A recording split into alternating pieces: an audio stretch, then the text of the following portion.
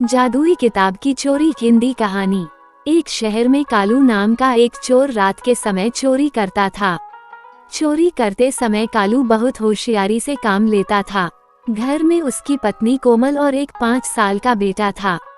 एक दिन वह एक घर में चोरी कर रहा था, तभी उसने देखा एक कमरे में एक बॉक्स रखा है। चोर झट से उस कमरे में पहुंच जाता है। कमरे के अंदर जाकर वह बॉक्स को गौर से देखता है। पुराना सा जंग लगा हुआ बॉक्स था। चोर सोचता है इसमें क्या होगा, कबाड़ा ही होगा, कहीं इसे खोलने के चक्कर में घर वाले जाग गए तो बहुत मार पड़ेगी। कालू वापस चल देता है, लेकिन जैसे ही दरवाजे के पास पहुंचता है उसके मन में फिर से लालच जाग जाता है। वह दौड़कर बक्से के पास जाता है। तभी उसकी नजर उस पर लटक रहे भारी भरकम पुराने ताले पर पड़ जाती है। कालू, अगर इस ताले को तोड़ने की कोशिश की तो घर वाले जाग जाएंगे। एक काम करता हूँ, इस बॉक्स को अपने साथ ले चलता हूँ। ये सोचकर कालू बॉक्स को अपने साथ लेकर घर की ओर चल देता है। घर पहुंचकर कालू बाकी चोरी का माल एक ओर रखकर सबसे पहले बॉक्स को खोलने लगता है। बहुत देर मेहनत करने के बाद जब बॉक्स खुलता है तो उसमें एक बड़ी सी किताब निकालती है। उसे देखकर कालू अपना माथा पीट लेता है। कालू, हे भगवान, इस रद्दी सी किताब के लिए इतनी मेहनत करवा दी, इसे तो कोई कबाड़ी भी नहीं लेगा। कालू किताब को निकाल कर फेंकने लगता है। वह सोचता है चलो संदूक और ताले को कबाड़ी को बेच देता हूँ।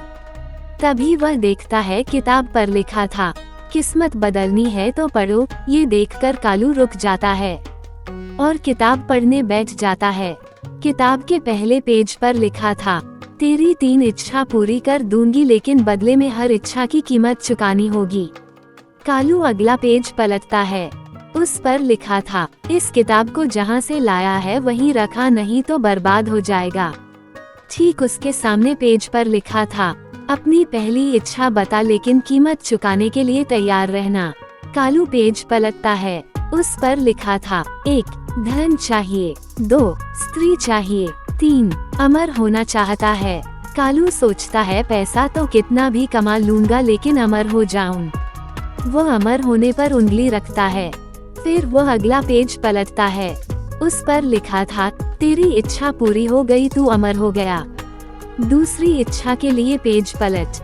1 धन चाहिए, 2 राजपाट चाहिए, 3 सुंदर स्त्री चाहिए। कालू धन मांग लेता है।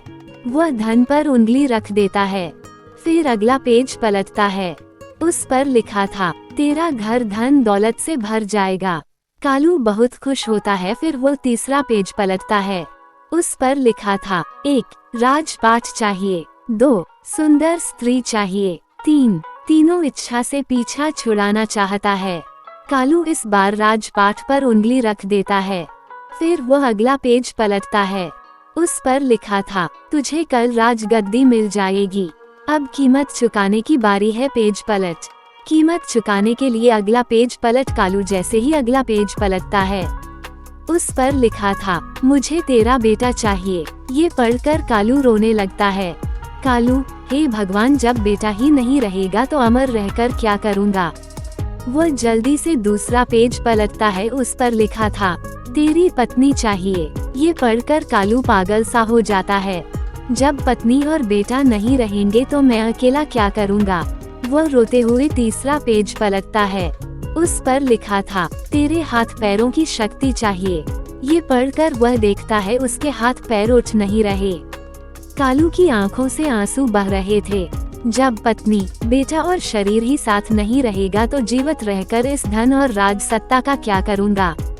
वह जोर जोर से चिल्लाने लगता है, मुझे कुछ नहीं चाहिए, मुझे कुछ नहीं चाहिए। तभी उसकी पत्नी उसे नींद से जगाती है। पत्नी, क्या हो गया आपको, ठीक तो हो? कालू, वो बक्सा और किताब कहाँ है? उसे फेंक दे। पत्नी, कौन सा बक्सा, कौन सी किताब, कल तो तुम चोरी करने गए ही नहीं।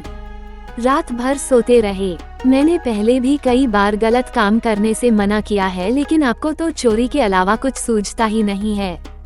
कालू, मैं अब कभी चोरी करने नहीं जाऊंगा। मेहनत से पैसा कमाऊंगा, नहीं तो तुम दोनों को कोई छीन लेगा। अगले दिन से कालू रिक्शा किराए पर चलाने लगा।